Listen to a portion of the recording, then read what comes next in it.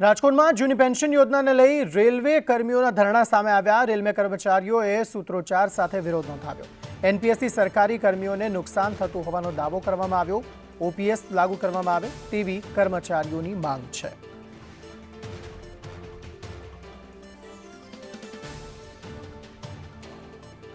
રાજકોટ પશ્ચિમ રેલવે કર્મચારી યુનિયન દ્વારા રેલવે કમ્પાઉન્ડ ખાતે ધરણા યોજવામાં આવ્યા। પશ્ચિમ રેલવે કર્મચારી યુનિયન દ્વારા સૂત્રોચ્ચાર સાથે વિરોધ કરવામાં આવ્યો।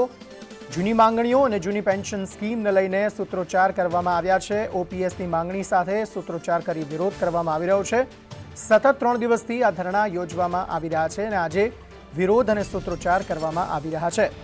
ઓલ્ડ પેન્શન સ્કીમની માંગણી સાથે આ વિરોધ કરવામાં આવી રહ્યો છે।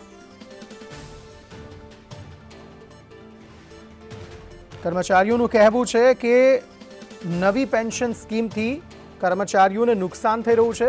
જૂની પેન્શન સ્કીમ જે છે તે લાગુ કરવામાં આવે તેવી કર્મચારીઓની માંગ છે। સતત 3 દિવસથી ધરણા કાર્યક્રમ યોજવામાં આવી રહ્યો છે। આજે વિરોધ અને સૂત્રોચ્ચાર સાથે આ ધરણા કાર્યક્રમ જે છે તે કરવામાં આવ્યો છે। જૂની પેન્શન યોજનાને લઈ રેલવે કર્મીઓએ આ ધરણા કર્યા છે। આ પ્રથમ વખત નથી કે રેલવે કર્મચારીઓએ પોતાની આ માંગણીઓ સાથે ધરણા યોજ્યા હોય। આ પહેલા પણ અનેક વખત આ પ્રકારના કાર્યક્રમ જે છે તે રેલવે કર્મચારીઓ આપી ચૂક્યા છે। જોકે તેમ છતાં તેમની માંગણીઓનો સ્વીકાર નથી થયો। એક જ માંગ છે કે જે અમારી પુરાની પેન્શન છે એ બહાલ કરો, એને ચાલુ કરો અને જે ન્યૂ પેન્શન સ્કીમ છે એની પૂર્ણતર રદ કરે।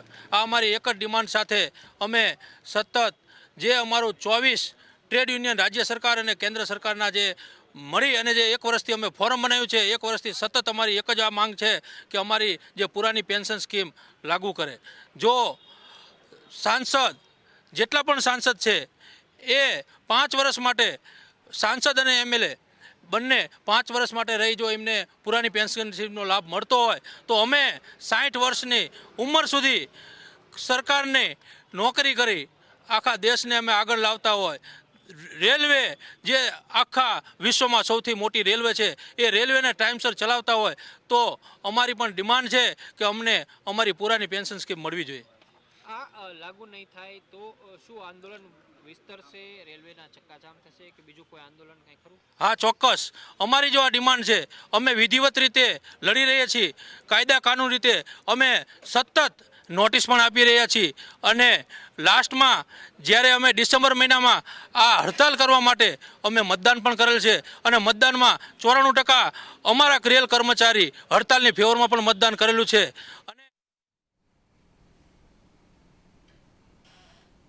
તો કર્મચારીઓ હવે પોતાનો રોષ ઠાલવી રહ્યા છે અને પોતાની માંગણીઓ સંતોષાય તેવી માંગ કરતા અત્યારે જોવા મળી રહ્યા છે અને સત્વરે તેમની માંગણીઓ પૂરી થાય તેવી રજૂઆત કરતા હાલ તેઓ જોવા મળી રહ્યા છે। જોવાનું રહ્યું કે તેમની માંગણીઓ આખરે ક્યારે સંતોષાય છે। ઓલ્ડ પેન્શન સ્કીમ લાગુ કરવાની આ તમામ કર્મચારીઓની માંગ છે। આજે 3જો દિવસ છે તેમના વિરોધનો, ધરના કાર્યક્રમનો અને તેમની માંગો તેઓ પ્રબળ બનાવતા જોવા મળી રહ્યા છે। રાજકોટમાં આ કાર્યક્રમ યોજાઈ રહ્યો છે અને તેમણે કહ્યું છે કે આગામી સમયમાં ઉગ્ર આંદોલન પણ કરવામાં આવશે જો તેમની માંગો સ્વીકારવામાં ન આવી।